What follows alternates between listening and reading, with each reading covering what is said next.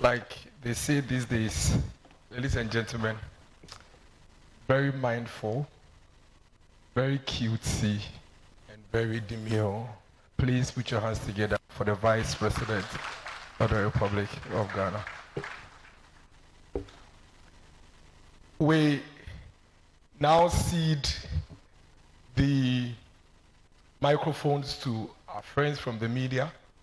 And please, the numbers, as we all acknowledge, is quite huge. And so we have the microphones in the various lanes.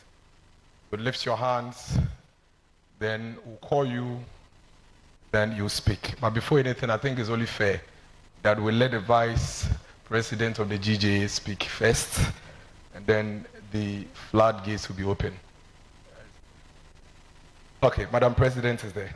GJA, please let's hear from Vice President of the GJA, then we can.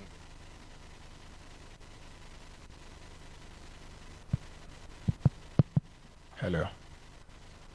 And please, let's be very brief with the questions. Please go ahead, Madam. Thank you very much, Your Excellency. This engagement has been a long-standing one. It is something that we've been yearning for a very long time. And thank God that you've paved the way for us today to have this engagement.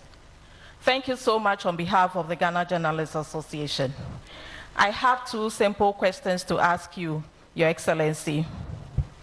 What is your commitment to media freedom? And how would you urge your supporters to refrain from attacking journalists, especially during electioneering, as we are in some few months to go? And also, how will you deal with your supporters who act in such a manner? The second question, Your Excellency, the media industry is currently facing serious financial distress. Some media houses are folding up, and there are hints of imminent sale of state-owned media. What are your thoughts on selling the state-owned media, and how would you help the media industry to overcome the financial distress if you are elected as president? Thank you very much, Your Excellency. Thank you. So only the GJA gets to ask two questions, please. Gordon. We'll take about 6 questions, then His Excellency would respond, then we'll come to you. Thank you very much, Your Excellency. I'll keep my questions short as myself. Your Excellency, former President Mahama says you were supposed to be an economic messiah, but you seem to have failed in the management of the economy. Do you have any response? Okay. In Sempera, I see at least we get Eastern region. So we'll keep moving. Thank you, His Excellency. My name is Nsempera Emmanuel Mate, and I work with Afima FM in Nkoforidia, the Eastern Regional Capital. My question is very simple and short. Is there anything you have disagreed with in this government as a Vice President? Thank you.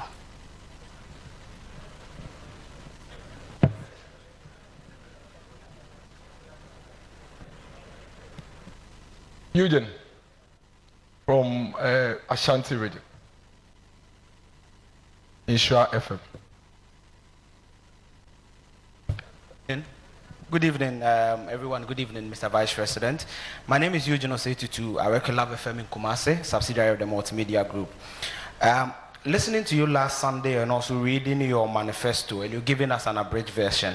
When you go to the page 23 and 24, you are tackling the rising cost of living basically on 4 legs. Food, then you talk about transportation, you talk about housing, and also electricity.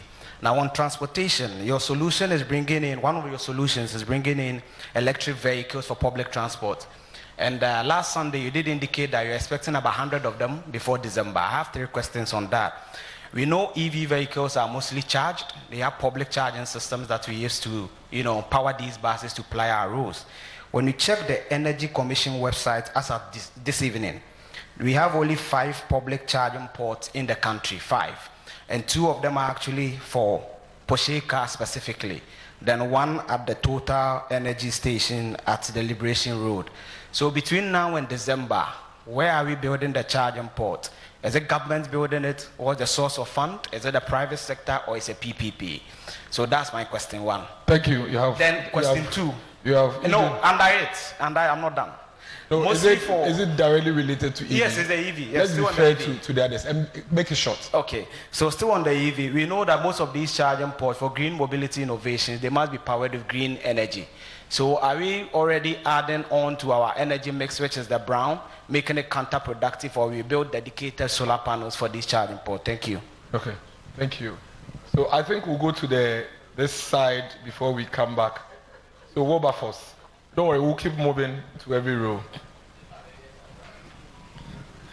Thank you for the opportunity. Mr. Vice President, so throughout your campaign, I have noticed that you've been talking about job creation and support for businesses. I've also taken the pain to read all the 260-page manifesto that you launched a week ago. And I see that the golden thread in that manifesto is also the creation of jobs.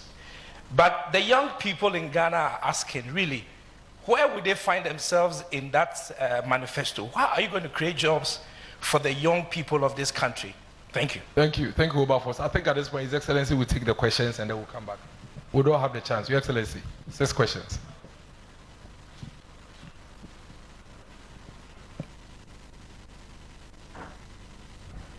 Thank you very, very much. I think those are pretty tough questions.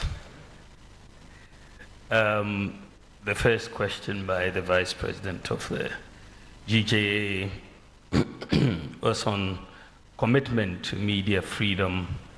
And I think that commitment is very absolute. I think the press and people have fought and have lost their lives even to get press freedom or media freedom in this country.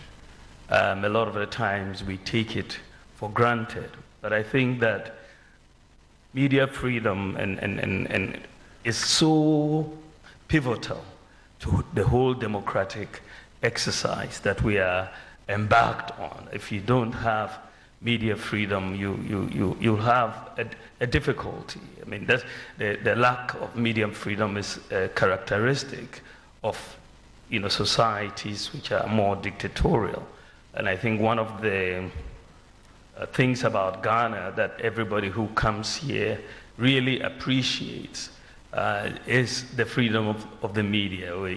We talk a lot on radio, TV all day. And so I'm very committed to this because I'm inherently someone who is very committed to democracy. And I don't think that anyone should attack a member of the press for doing their job. And so we will totally be against that and ask all our supporters to refrain absolutely from doing that, because that undermines the very democracy that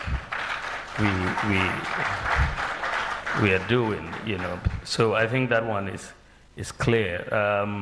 The issue of stealing state-owned media, I'm not aware that anything of that nature has come to cabinet, but should it come, there has to be a justification for it. We will await any such thing that will come. I'm not aware that there's a proposal to sell the state-owned media.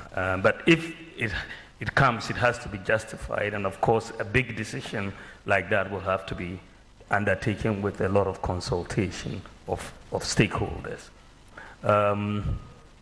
The third question, third question is about what the former president supposed to have said about me being an economic messiah, supposedly, who has failed. Sometimes I get a little surprised and amazed the former president when he talks about economic mismanagement, because he should know his own record. I mean, we don't all have short memories.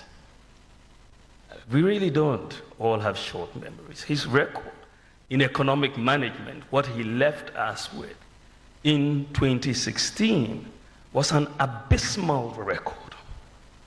It's just an abysmal record.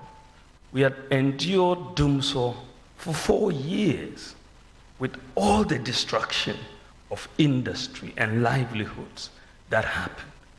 People died because of doomsday in hospitals. The National Health Service was virtually collapsed. Remember, we are basically back to a cash and carry system. The National Ambulance Service was virtually dead. We had maybe about 37 ambulances for the whole country. Unemployment as a result was very high. Agriculture, GDP growth had declined to 3.4%. 3.4%. Agricultural growth had declined to 2.9%. And of course, industry growth had collapsed because of doomsday. Unemployment was high. There was a freeze on public recruitment as a result. And the banking sector was on the verge of collapse. We had, as a result, the cancellation of teacher training allowances, the cancellation of nursing training allowances. You had a 3-month pay policy for teachers, could work for 3 years and be paid. And many children could not attend senior high school because of difficulties of paying fees and so on. You had many, many challenges that he left us with. So when you juxtapose that record with what we have been able to do in these last 8 years almost, it's really night and day. We have created at least 2.1 million jobs. The latest number I saw was 2.3 million, but let's say at least 2.1 million jobs in the last 7 years. And this is hard data I'm talking about, 2.1 million jobs. We've kept the public sector workers employed and fully paid through the COVID pandemic. We didn't lay anybody off. And if you look at it, we've built more roads, 3 times more the length of roads than what he did in office. We've built more railway than any other government in the Fourth Republic. Expanded rural telephony. There were 78 sites for rural telephony when we came in. Today there are 1,008 sites for rural telephony. We built more libraries, public libraries, than any other government. I mean, his time, he built only 8 years, 3 public libraries, 8 years. And we've built 54 public libraries in 8 years. We've constructed about 12 major fish landing sites across the country. Exim, Dix Cove, Moree, Mumford, Winneba, Senyabreku, Gomoa, Fete, Teshi, Osu, Ekumfi, and Mfasima. Constructed 2 fishing harbors in Elmina and Jamestown. Constructed more sanitation facilities, 817, than any other government in the Fourth Republic. This has increased the proportion of the population with access to toilet facilities from 33% in 2016 to 80%. And 5,400 communities have been declared open defecation free. We've built more sports facilities in Ghana than any other government in the Fourth Republic. whether you're talking about Boteman or the University of Ghana and so on. When we came into office, there were only 3 astroturfs in the whole of Ghana. The whole of Ghana, 3. Today you have over 150. We've abolished the 3-month pay policy, constructed 120 courts we're constructing, 80 have been completed with bungalows, and we've kept the lights on broadly in the last 8 years. We've restored teacher and nursing training allowances. We've increased the beneficiaries of scholarships by 70%. And the national health insurance is now being extended to cover sickle cell patients with hydroxyurea, very expensive drug, but I led the negotiations for that to happen. We have extended the national health insurance to cover childhood cancer, extended the national health insurance to cover kidney dialysis for over 60s and under 18s. We saved the deposits of 4.6 million bank depositors who really were going to lose their deposits if those banks were not saved. I don't understand whether the former president has taken his time to actually understand what happened in the banking sector. Some atrocious things happened. And this is why these banks had to be saved. They were not collapsed, they were merged into other banks. And we no banking depositor lost 1 cedi. Everybody maintained. But you had very bad things happening. You know, some of the banks broke all the rules and extended loans way above the single obligor limits. They were given, in some cases, 1 billion cedis by the Bank of Ghana to help them get out of the mess, and they only got deeper into the mess. Another bank was giving capital to save the situation, was giving money from the Bank of Ghana's lender of last resort facility, and they used that money to go and set up Capital Bank instead of rescuing the problem that they had. They took the money from the central bank and went to set up another bank, which was also collapsing. Some took money and went and invested in private property. So it was against this background when the governor came to report, and this was one of my nightmares as in the last 8 years. I couldn't sleep that night. That the banking system, most people didn't understand how close we were to a collapse of the entire banking system, but we were this close because all it would have taken was for a few depositors to go to UT Bank or UMT and they'll tell you there's no money. What would happen? There would have been a complete run on the banking system in Ghana. We would have collapsed the banking system. When the governor came to report that we were on the verge of collapse, decisions had to be taken to save the banking system and to save depositors. And this is how come we had to merge many of these banks into other banks. And we saved 4.6 million depositors. I'll ask the former president, if he hasn't read, to go and read the receiver's report, or to go and read the Bank of Ghana report and acquaint himself before making any further comments on matters he clearly does not understand. He needs to get an understanding before you make comments. And you cannot hand over a bank's license to them. This is subject to legal procedure. You have to go to court.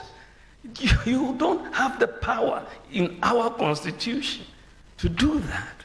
And I'm surprised sometimes because he has been president before and he should know these things.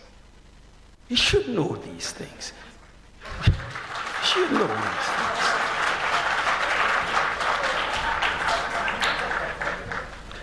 Ladies and gentlemen, we have tripled the capitation grant per child since we came into office, from 5 cedis to 15 cedis. And what is interesting also is that we've had the lowest increase in electricity tariffs in recent history. Between his time, 2009, and 2016, when they were in office, the average annual increase in electricity tariffs was 50% a year. That's the average. Some of the years were 80%. Between 2009 and 2016, 50% average a year. In the last 8 years, the average increase in electricity prices has been 11.1%. This is the lowest average increase of any government since 1992. Any government since 1992. When we came in, in our first term, we abolished and reduced 21 separate taxes. And we reduced import duties by 50% between 2019 and 2021. 50% reduction in import duties. And that, of course, we had to go back on that when we got into the crisis. We introduced the National Rental Assistance Scheme to help to deal with this problem of rent advance. And it is one of the best schemes that we have seen. It has worked very well, and we are going to expand it for the rest of the country. We are going to put in serious money, because with that, you don't need to pay 2 years rent advance. You will pay the landlord, and you just pay monthly, and it's working, and of course, working with the private sector. Infant mortality under our government has come down from 37.9 in 2016 to 31.7. And in terms of LEAP, livelihood empowerment against poverty, we have increased payments almost tenfold, from 49 million that we used to pay every year to 423 million LEAP payments. Now, National Health Insurance, NHIS expenditure has also gone up from 1.1 billion to 6.8 billion. During COVID, we had free water for everybody for a year, and free electricity for lifeline consumers, and all of that. We brought in over 4 million beneficiaries now under school feeding, up from 1.6 million. We've absorbed the examination fees for all students of BCA and WACC. People were sacked from examination centers for not paying examination fees before we came into. We've doubled the number of student loan recipients from 30,000 to 58,000, almost double. We've also, of course, introduced mobile money interoperability to make almost every adult Ghanaian have a bank account through the Momo's account interoperability with the bank account. In fact, the whole of Africa, Ghana is the only country with 100% access to financial inclusion. 100%. The whole of Africa. Ghana is the only country with 100% access to financial inclusion. What is interesting is that when I first made a statement and I said Ghana was the first country in Africa to have mobile money interoperability between banks and Momo accounts, some people decided to fact check me. And they said that I was wrong. Just that they didn't understand the terrain, the fact checkers. So I took my time to explain to the fact checkers exactly what was happening in the field. Unfortunately, once they understood it, they didn't come back to withdraw. They just kept quiet. You know, today, when chalk was a problem, remember, chalk in our schools under the former president, when it was a problem. Today we have acquired tablets to give to the students. Every senior high school student is getting a tablet that we are having. So I'm just putting some of these points together. You know, Agenda 111, so far we've built 47 hospitals, 428 CHIPS compounds, 230 health centers. I mean, that is massive. That's excluding Agenda 111. We've brought in drone delivery, and Ghana is now the whole world's, the largest medical drone delivery service in the whole world. We're leading the world. The ambulance service, which was collapsing, we've brought in one constituency, one ambulance, and we are making a lot of progress in that direction. So I think that, I mean, what is clear, I don't have to go through every sector. The data, for me, I speak only with data. The data is very, very clear that we have our government. We have outperformed the government of former President Mahama in the management of the economy in virtually every sector. Virtually every sector. You tell me whether it's GDP growth, whether it's per capita income, whether it is industry growth. I mean, virtually every sector we have outperformed him. So he either does not read or he does not understand the data. He needs to do one of the two. Take his time to read the data and understand what it is before he comes out to speak, because he will speak out of ignorance. Because if you understand the data, and I believe that as a former president, he does understand the data. He must understand the data. And I believe that is why he doesn't want to debate me.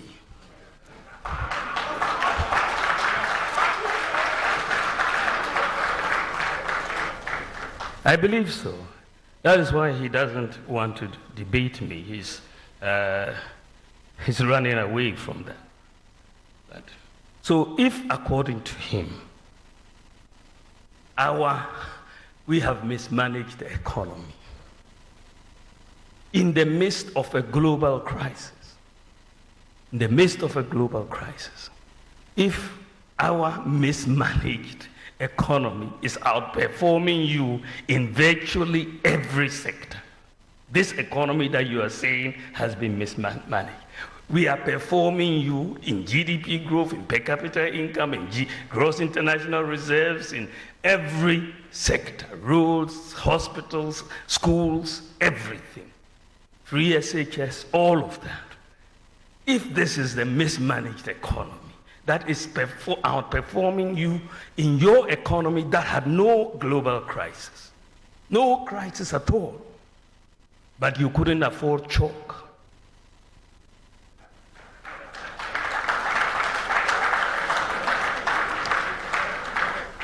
You couldn't afford chalk, but there was no crisis.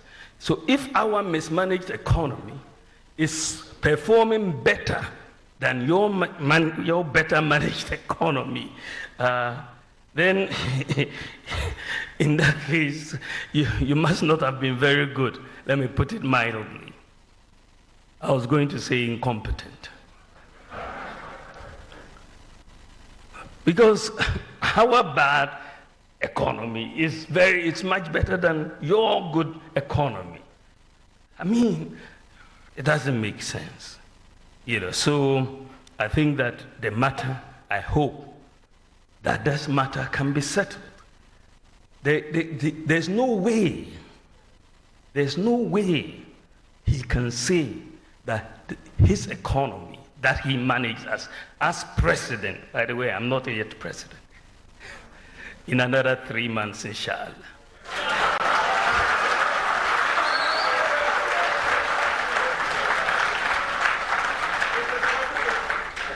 Yeah, I mean, let us settle this matter. And you are members of the press. You read the data. You follow the data. You know the data. You know that we have done better than him. So why does he want to come back? I mean, it's like you go for an exam with someone in school. You score 70%, they score 30%. And they want to convince people that they are better than you. It doesn't make sense in that sense. So I seriously believe that that statement, that we have failed. Of course, we've had challenges. Nobody can say we haven't had challenges. We have had challenges, serious challenges, challenges that have kept me up at night. In 2022, that was the horrible year for us, 2022. Petrol prices went up to 23 cedis per liter. We were losing reserves so badly, and you saw food prices going up and all of that. That was a real challenge that we had to deal with. And this is how we came up with the whole gold for oil, gold purchase program, and that has really helped us. Today, Ghana, notwithstanding all the challenges, we are the 10th lowest price in terms of petroleum in Africa, the whole of Africa. Ghana is number 10 in those of lowest prices of petroleum products. We are number 10, 10th lowest. The lowest is Libya. Then you move through Egypt and Sudan and all of those to come to number 10, which is Ghana. Ghana, we are priced around 13, 14 cedis per liter right now. Cote d'Ivoire is priced 23 cedis per liter, as Hassan was just telling me earlier on when I asked. 10th lowest. We still want to bring it lower. But in 2022, at the time I announced the Gold for Oil program, when I said we had to attack this thing with gold for oil, the prices were 23 cedis per liter at that time. So we've had challenges. It's not, everything is not where we want it to be, but I believe that we can work better. But I don't think the former president can lecture us on economic management. He just cannot. His record would not allow him to lecture us on economic management. Is there anything you have disagreed with in this government? The issue when you sit in cabinet, you have collective responsibility. That is fundamental to governance. When we sit in cabinet, we argue on many, many issues. And everybody brings their mind. And sometimes your view prevails, sometimes it doesn't prevail. But once we take a decision, it is a collective decision. And so I cannot come out and say that the decision that we collectively took, I disagree with. No, I'm bound by it. That is the nature of cabinet responsibility. Fifth question had to do with the rising cost of living, and I'm very happy you are raising these issues on the EV, electric vehicles. You're right, one of the ways that we want to reduce the cost of living is through bringing in public transportation, the electric buses. And, so that is what is going on. We are bringing in about 100 to start with to essentially do the pilot for it. And the issue that you raise is a very, very fundamental one, which is the charging stations for these electric buses. And I must tell you that Metro Mass is working very, very hard as we speak to put in the charging stations. So we will have the charging stations in place by the time the buses get here. So that is clearly a very, very important one. And the issue of green energy, whether you're going to try to bring in solar to charge these batteries, I think it is definitely going to be important. Because in general, if you read that particular chapter, I want Ghana to move towards solar power. And this is where I think we should be going. And this is why I want us to bring in 2,000 megawatts of solar power in the next 4 years to really bring down the cost of power. And we've seen some work already being done by Bawumia Power in terms of the solar area, but we're going to really expand it. So in terms of all these buses, all these government buildings, all the schools and so on, I want to move them all towards green energy, solar power, and I think that is where we should be going. I think that the other question was on job creation for the young people. I think that is at the heart of the manifesto, that you want to essentially move to create the environment and put in place the policies that will help business and that will help jobs, right? So that's why we're talking about bold solutions for business and jobs. I think that is so critical. And I think that there are many areas that we are touching on for the young people to get the jobs. I think that, I mean, the two are very linked, business and jobs. If you let businesses grow, then the jobs will also be created.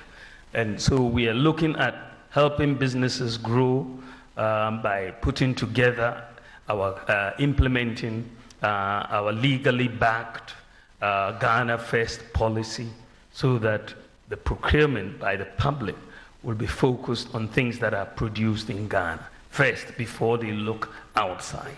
So that is a very important part of the policy mix that we are coming with. That will make people hire more, and we will get more jobs in that sense. We also have a major tax program of tax reform to make the business environment very, very good and easy to comply with. So we are bringing in a flat tax system as exists in Estonia.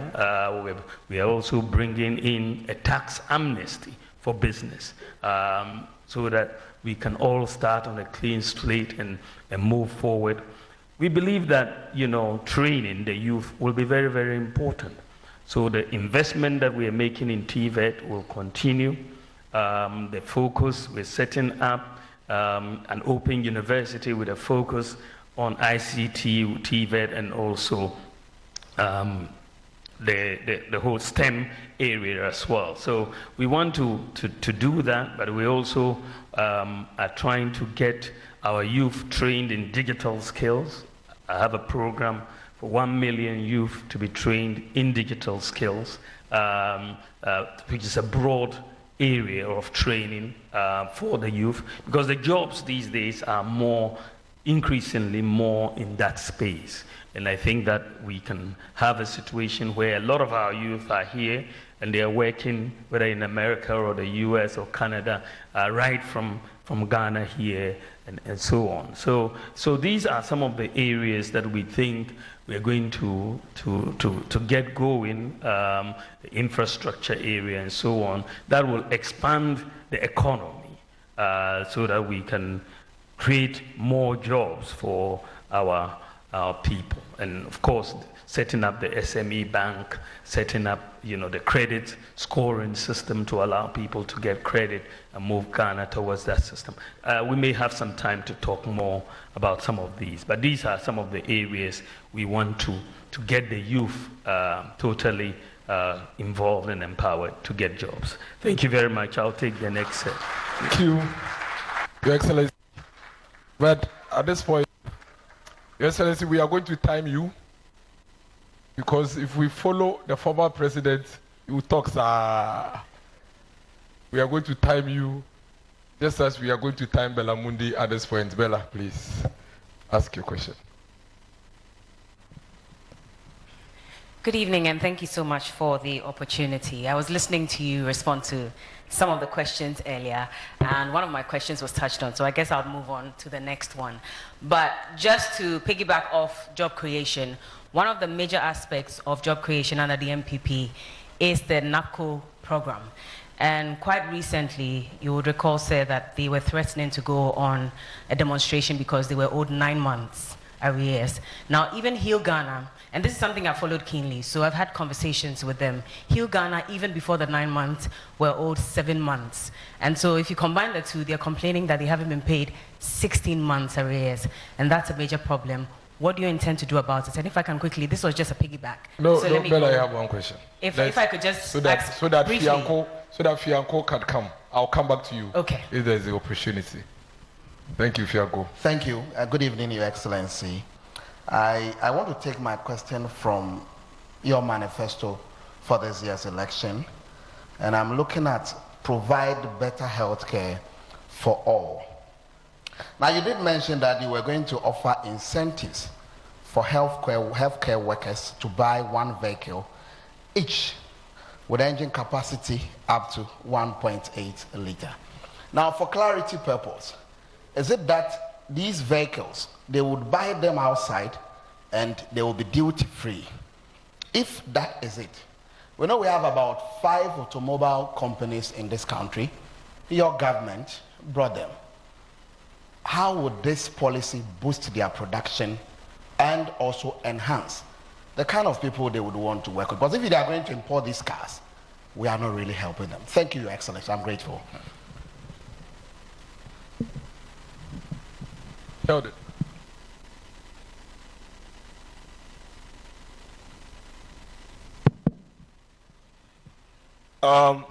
Let me remove my cap. Before I proceed to ask my questions, I would like to emphatically state that these questions were not given to me by anyone here. They are from my head, so I'm going to ask. Now, Mr. Vice President, my name is Kojo Sheldon. I represent Kojo Sheldon Studios. The first one is about 322 pharmaceutical doctors on social media right now are planning on suing the health ministry about unpaid, allowances. Now, for someone that has highlighted in your manifesto that when voted into power, you are going to, improve or help improve the condition of services when it comes to conditions of service when it comes to our health people. For right now that you are the vice president, what can you do to help these pharmaceutical, doctors who are, contemplating on suing the Ministry of, Health? My second question borders. No, Koyo. Don't do that to me. Mr.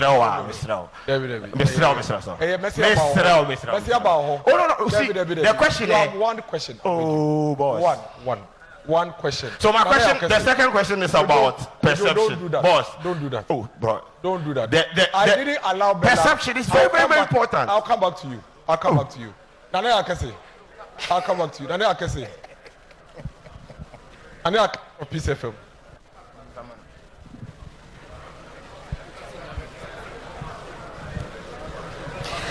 Good evening, Your Excellency. My name is Nanayo Akesi. I work with Peace FM. You have promised abolishing bed tax, e-levy, flat import duty, one-time tax amnesty, among others. If you really believe that that is what Ghana needs, why should we wait till you become the president and not implement it now?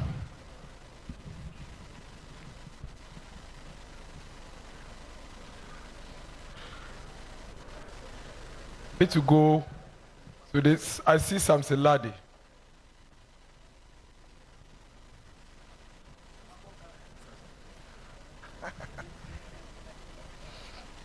Good evening, Your Excellency. So, my question is coming from a group of students on scholarship abroad. They are concerned that the Scholarship Secretariat is not doing what it has to do for them. At page 27 of your manifesto, you speak about harmonizing public scholarships. And there's a purpose for it. You say the purpose is to give full visibility. Beyond the visibility, what will you do about this now and not later. There are some of them, for 20 months, they have not received their stipends.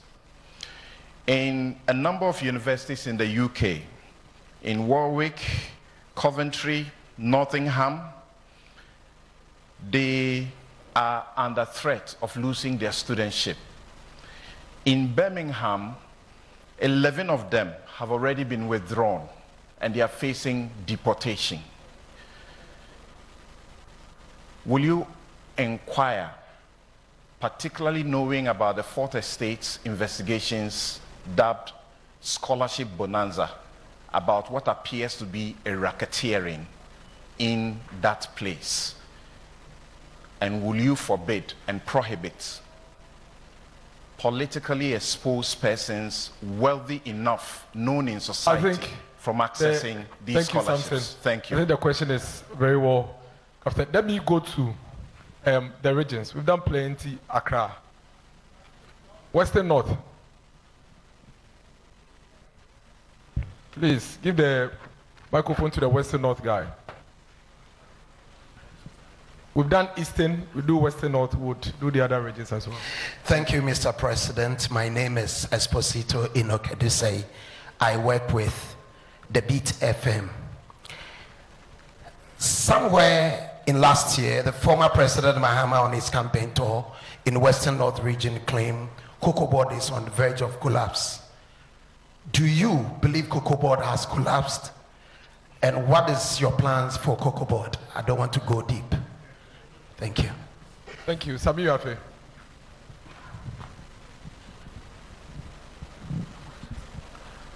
Excellency, good evening. Thank you very much. My name is Sami Yafe. I work with CTFM and Channel 1 TV. So a few meters away from us is the site for the construction of the National Cathedral. We know huge sums of money have been sunk into the project. What will you do about it if or when you become president of this country? Thank you very much.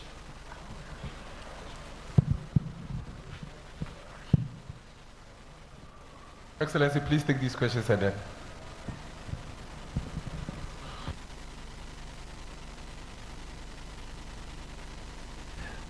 Thank you very much. Let me take them in the order in which they were asked. I think that the first question had to do with NAPCO, the Nation Builders Corps, and the arrears that have been owed to NAPCO.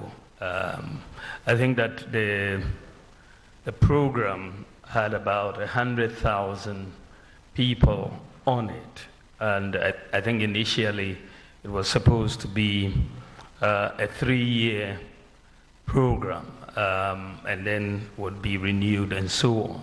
But I think that so far, out of the 100,000 that were taken, 34,000 have exited into permanent jobs under NAPCO, and the others are still. But I think that the issue that Bella raises is the arrears and how we are going to deal with it. I've raised this issue because this is not really there's some information that has come to me already about the arrears in the NAPCO program, and I've raised this issue with the Minister for Finance and trying to persuade them to make these arrears payments. So we will follow that up on behalf of the NAPCO employees.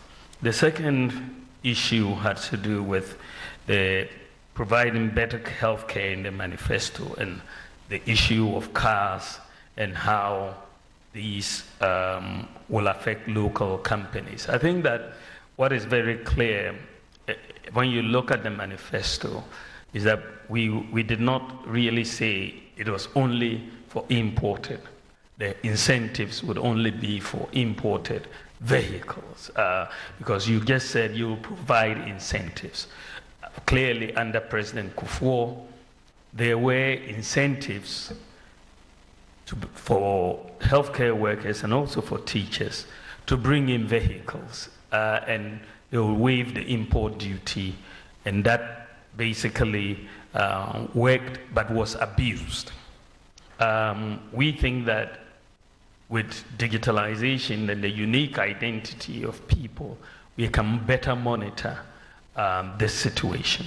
But the issue is that we need to be able to see how these teachers and these nurses could also acquire with the necessary incentives from the local manufacturing companies.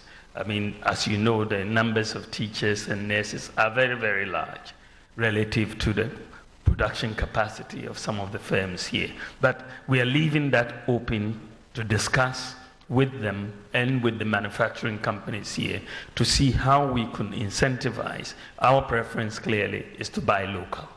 And so we will work with them to see how best, if they can meet the terms in terms of production on time and all of that. I think we will try to incentivize them, but we will leave it open for discussion, and that's what we've done.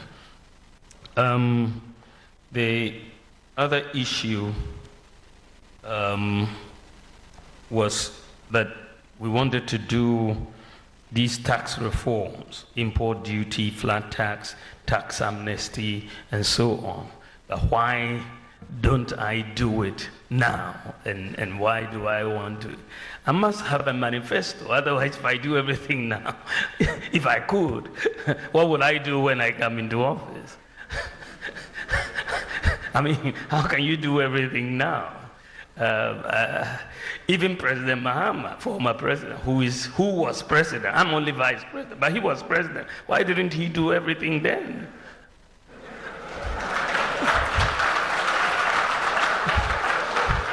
I mean, why is he coming back? He had full authority. I don't have full authority. The budget that has gone to Parliament, which has been passed, is not my budget. Is it my budget? It's not my budget. The budget goes in the name of the president. It doesn't go in the name of the vice president. But when you have to think about what new do you want to do, you come up with new ideas. And I've come up with new ideas, which I want to do when we come into office.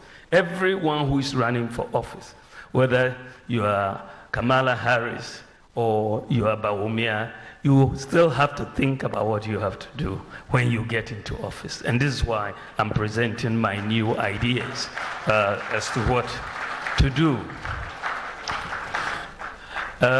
Samson talked about the scholarship students and all of that. And I think this is a very, very important issue. There's nothing more heart-wrenching than taking a student abroad and not being able to take care of them in those circumstances. And I think that I believe, and this is what we are saying, that one needs to, first of all, harmonize these databases so that you have full visibility and transparency.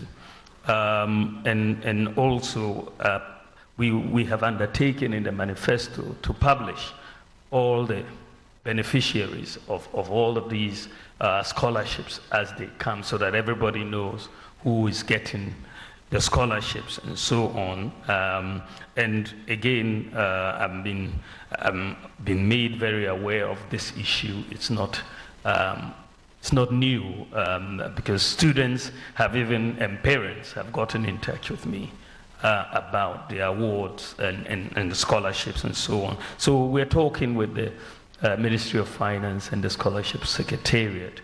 I think they were able to make some payments to some of the UK students and so on. But we will follow up on that because it's very urgent.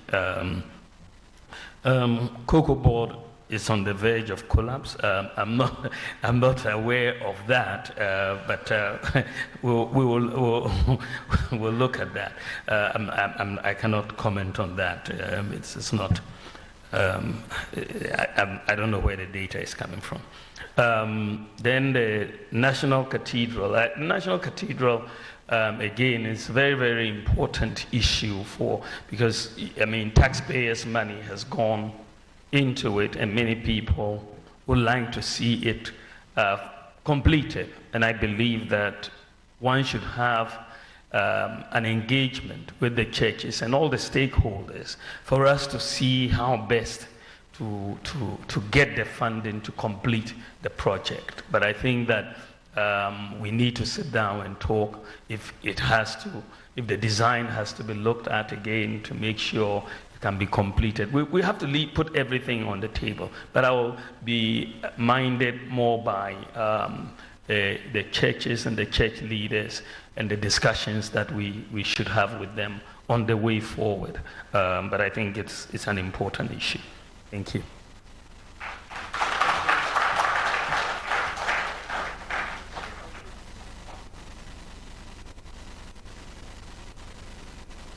The sports fraternity, so the PFM.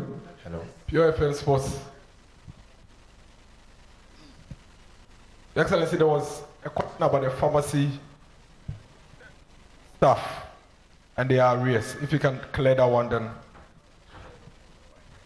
Yes, the pharmacists are my very good friends. But you're talking about 322 pharmaceutical doctors who are threatening to sue the Ministry of Health for their allowances. Again, I want to take this one up. This is the first time I'm hearing about this particular issue. I think it is Sheldon who raised it. I'm not aware of it, but I think it's an important issue that we should really resolve. So we'll talk to the Ministry of Health and Finance. Thank you very much. We'll take Kankambo's question from the sports, I believe.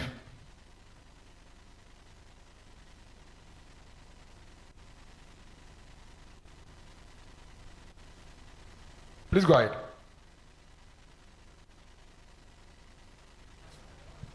Hello. Hello. Good evening, Mr. Vice President.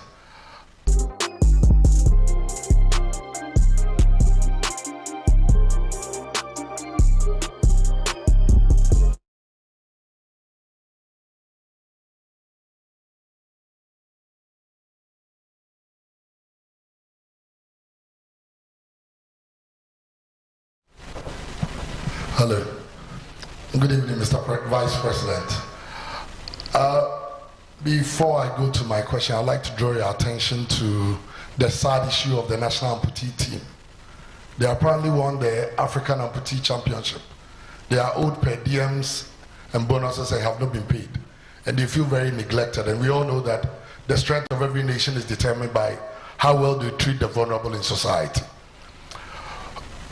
In your manifesto, you talk about building 6 new stadiums in the 6 new regions. Currently, we have 5 major national stadiums, and only one, that's the Kumasi Sports Stadium, is fit enough to host a FIFA or CAF organized senior national team game. So I want to know what motivated that decision. And since we are even struggling to maintain 5, how well can we do if we have 11? Thank you. Thank you, Kankambodu. We'll do. So, give the microphone to Ahini, please. It's right there. Please give the microphone to her. From the Ashanti region. Thank you. Good evening, Your Excellency. My name is Ohinini Adazwa, Sumpa TV, Sumpa Radio, Kumasi. Ja, Rastafari. Selassie, I. In your manifesto, page 24C, you did mention something about flat rate. So let's say somebody import car engines and somebody second-hand clothing. Are they going to pay the same amount? I think we need better and further particulars. Thank you. Thank you very much. Thank you, Ohini. So, Dache Hine.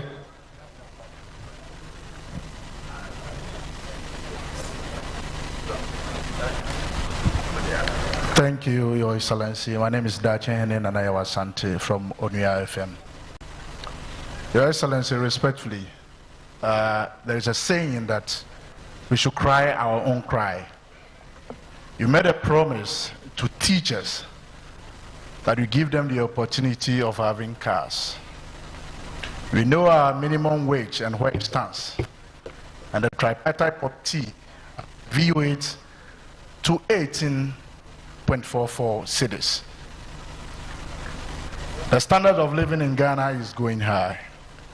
Your Excellency, what will you do for 90% of people who are seated here today to carry your message on? They are journalists. Thank you. So what's your question? For what will you do for the journalist? Is that the question? Okay. Otek. Mr. Buesiako from Otek, Ashanti. Please let's hear Mr. Buesiako from Ashanti. Yes. Your Excellency, I want to congratulate my MP, Honorable Dr. Opoki Prempeh. Honorable, Your Excellency, you highlighted 14 key promises in your manifesto, but none of them were apportioned timelines on it. So how can you hold you accountable if not? Because it seems to become mere political rhetorics. Thank you. Okay, Ibrahim. Ibrahim from GH1.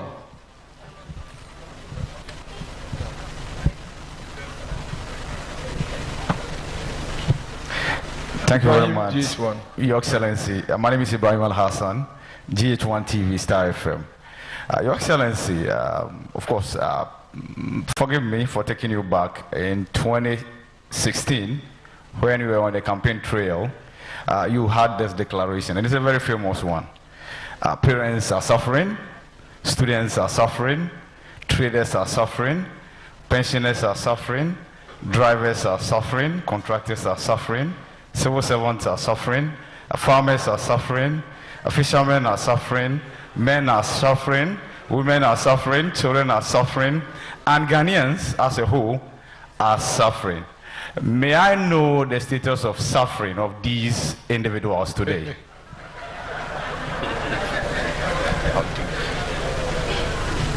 I'll take Vanessa from Metro TV Accra, then I'll come to Adinkakam.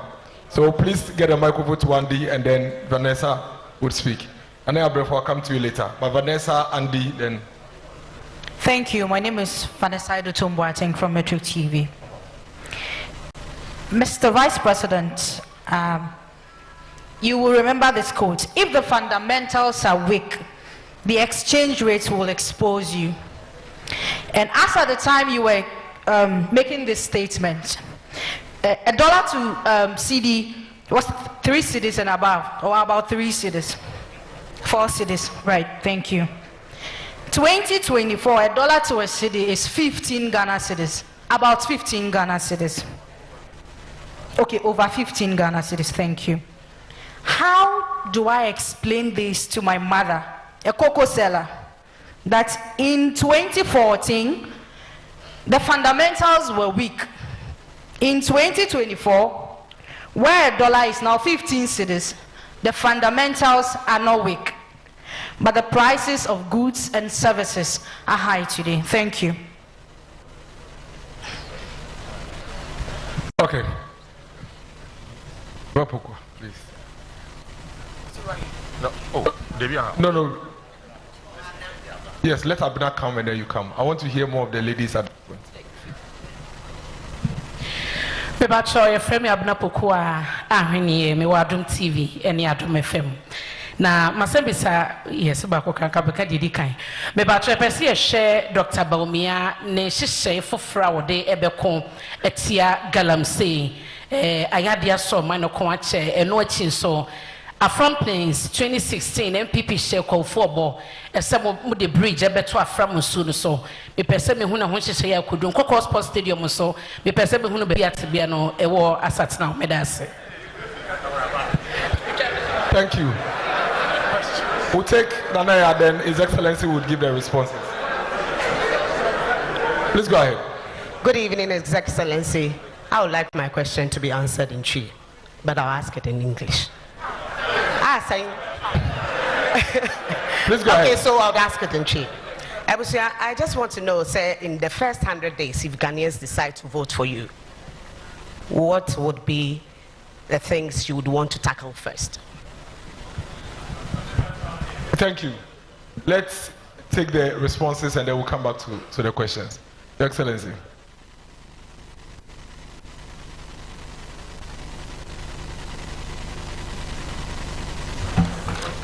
Thank you very much.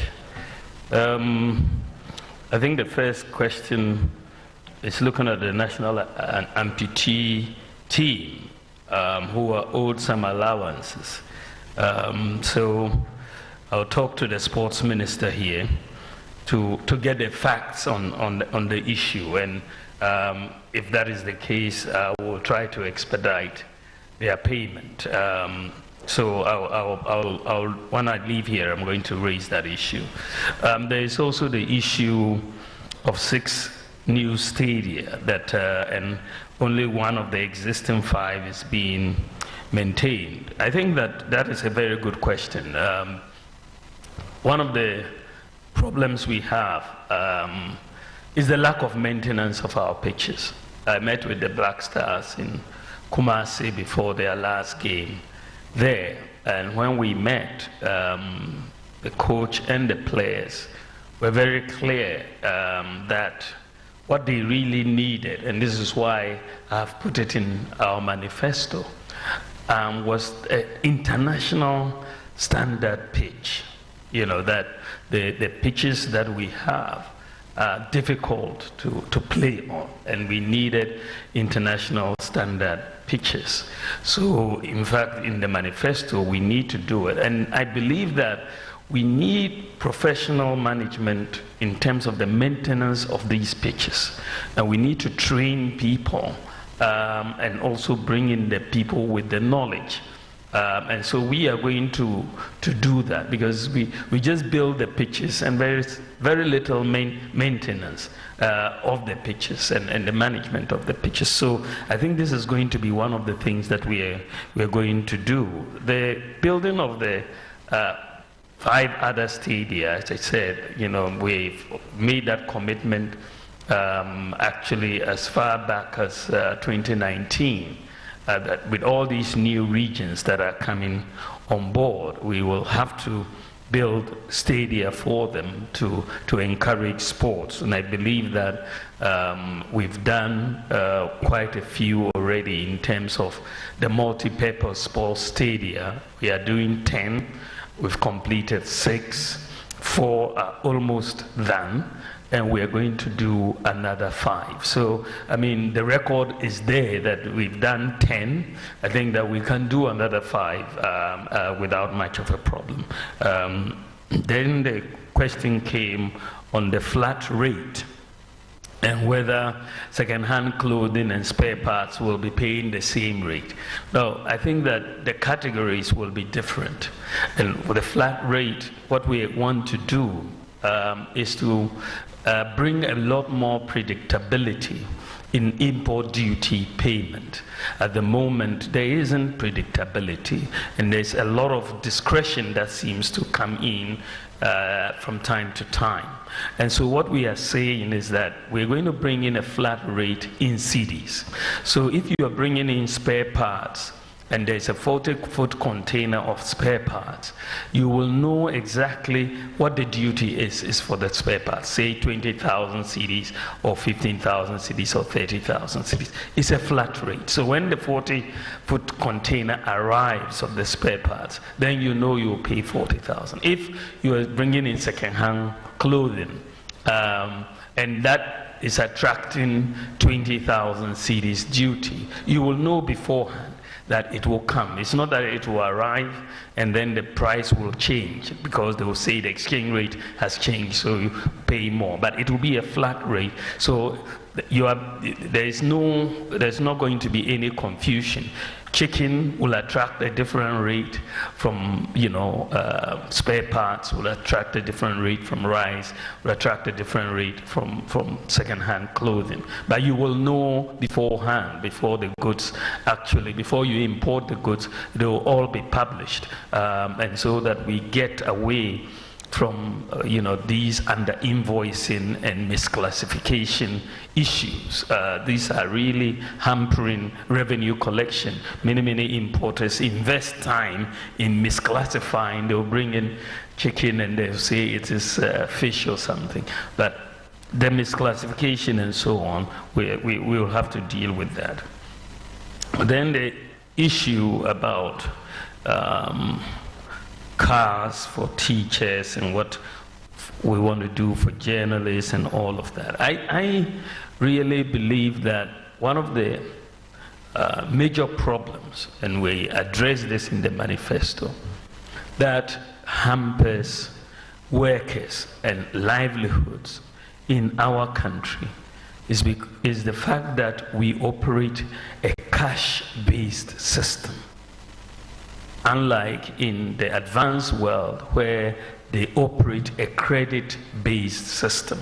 So in ab initio, life is much harder if you are a teacher in Ghana versus if you are a teacher in the US or the UK. Even if you are paid the same amount every month, the teacher in the UK will consume probably 5 to 6 times more goods than you in Ghana. Why? Because they are able to obtain credit and pay over time. And so, but we in Ghana here, we have to accumulate cash for whatever we want to buy. If you want to buy a car and the car is costing 100,000 or 150,000, you have to look for 150,000 to pay for the car.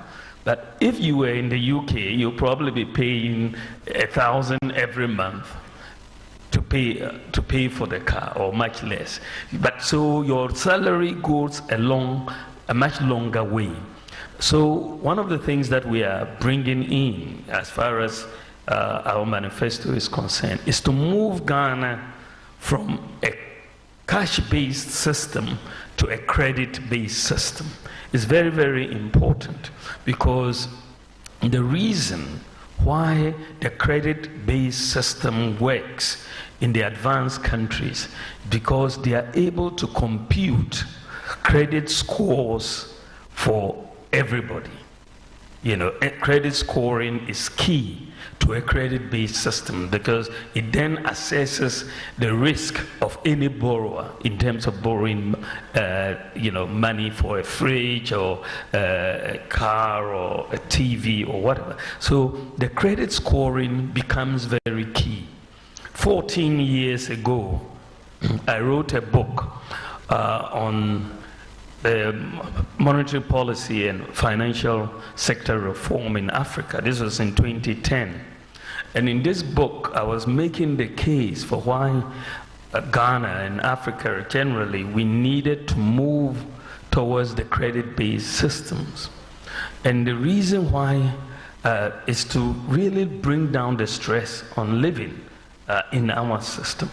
The reason why they are able to do what the credit system in the advanced countries is because the databases exist for the computation of the credit scores.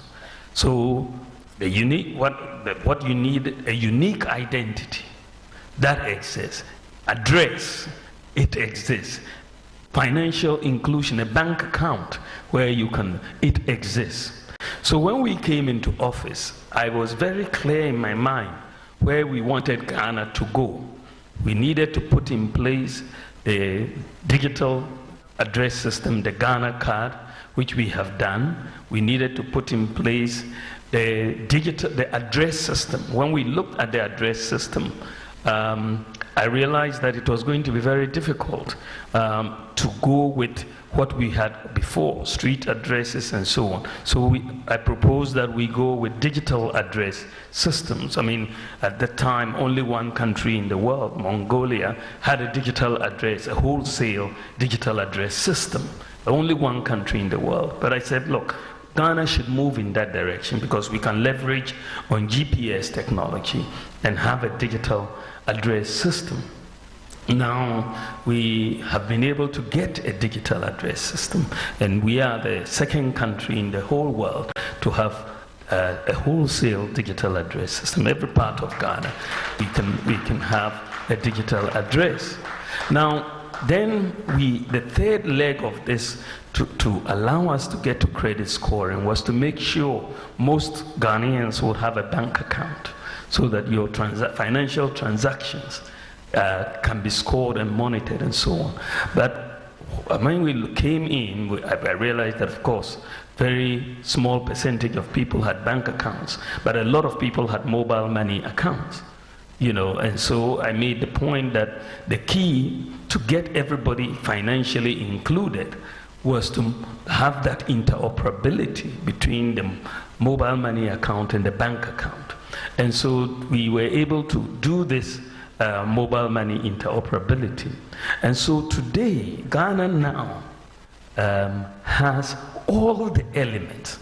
All the elements are now in place for Ghana to move to a credit-based system. All the elements are now in place. And so we expect credit score. I mean, in fact, interestingly, when I made the point that individual credit scoring doesn't yet exist in Ghana, people were actually arguing, saying that that wasn't true, but that is absolutely true. So we are going to begin, proper wholesale individual credit scoring, which would then provide us a basis so that people can buy their cars. And I mean, someone was talking about the local producers and all of that. Once they know that we can offer this to teachers and they can pay overtime, or to journalists and they can pay overtime, they don't have to bring all the cash at once, then life will be much more bearable to all of us. So my expectation is that the credit scoring system, things are moving much faster than I expected. It's in our manifesto, we're moving to it, but I think that it's likely to begin before the end of this year because of where we are now. I expect to launch it reasonably soon because of where we are now. We've got everything in place but that will fundamentally change everything for Ghana. Currently in sub-Saharan Africa, it's only one country that has a credit scoring system and a credit base. That is South Africa. Ghana will be, before the end of this year, the second country in sub-Saharan Africa with a credit-based system. But it will bring down the pressure on all of our workers once you enter into that. Then there was a question that went on the lack of timelines for the manifesto in terms of promises and so on. I think that when you are going for an election, you are going for an election for a 4-year term initially, isn't it? Yeah, so your promises have to be in line with that term of office, right? That this is what I want you to elect me to do these things, right? But I think that we have a pretty good record in terms of honoring our promises. We've done some work to look at our 2016 manifesto, what proportion of those promises we've honored, and it has been 83% of the 2016 manifesto has been honored, 83%. And then when you look at the 2020 manifesto, 2020, even in the midst of all these crises, we are fulfilling, or we've fulfilled 80% of our 2020 manifesto. My opponent in his 2012 manifesto, when he became president, he only fulfilled 28%. We've done the numbers. 28% of his 2012 manifesto. 280 promises. He didn't fulfill 203 of the 280 promises. He only fulfilled 28% of his promises. So I think that we have a better record as far as fulfilling promises. And when I put something down, I usually have a good idea how I'm going to get it done. And so that is I think something that we are going to look at. I think that the issue has come about suffering. And I remember very well, my statements. Teachers are suffering, and doctors are suffering, and journalists are suffering, and everybody is suffering. In 2016, which was the case actually, in that regard. But I think that we've moved on significantly since 2016, and we can point to a few things that we have, because at the end of the day, you reduce broadly by creating, give people something to do, or you bring in some interventions to ameliorate the problems, the hardships that are there. So you need to look at what we have. At least 1.1 million jobs, per capita income in terms has gone up almost more than 3. In dollar terms, per capita income from 2016 has gone up from 1,978 to 2,436. So GDP has gone up, per capita income has gone up. As I said, all public sector workers employed. We didn't lay off anyone during the COVID and have done that. So much from doom. Everybody was suffering from doom. But we have kept the lights on for 8 years. All their teacher training allowances. Nursing trainees were suffering. We've restored their allowances. People who were in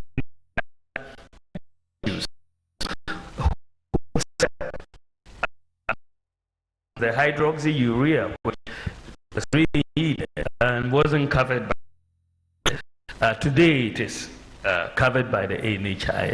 Kidney dialysis is covered, as well as childhood cancer was also covered.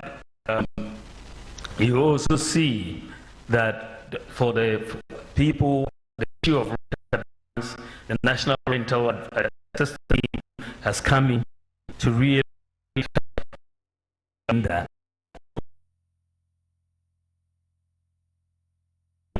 For areas, remote areas, medical drones to deliver medicines, blood across 2,694 health facilities.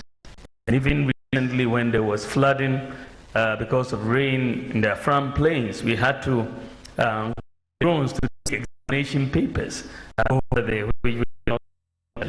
Parents have now benefited free teachers for 8 years, have had the benefit, and therefore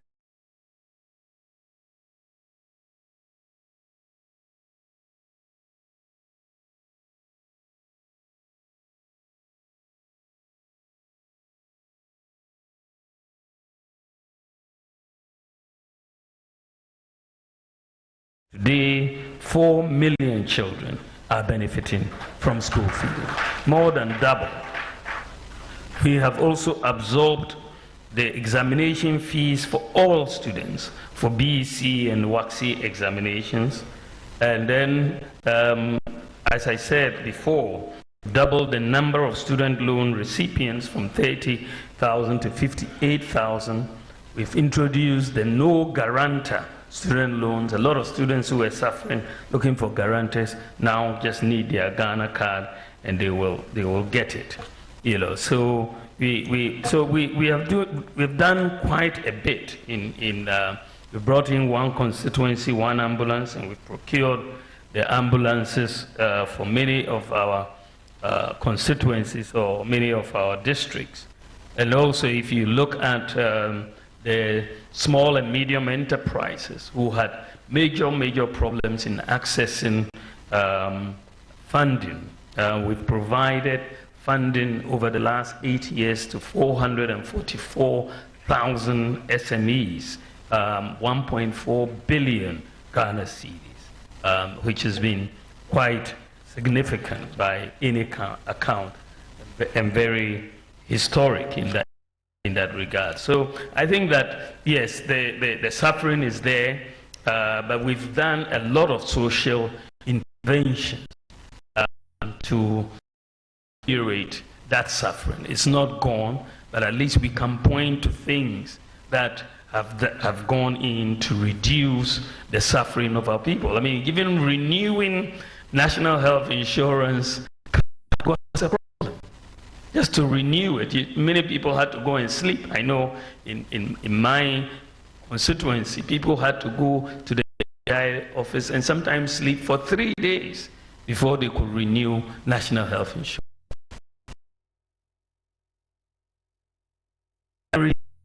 Today you sit in your home and buy electricity credit. You don't need to take trotro or taxi and go somewhere else.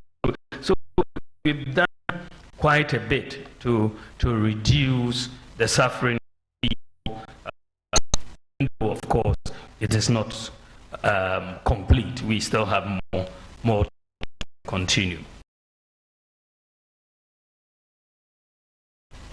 When Vanessa was asking, weak, the exchange rate will expose you, which is a truth. It was true then, and it's still true today. The truth is that the weaken, you will see impact on the exchange rate fundamental. And when we talk about many of these fundamentals, you're talking about GDP rate, you're talking about the fiscal balance, you're talking about the reserves, level of the reserves that you have, inflation, and so on. When we came into office,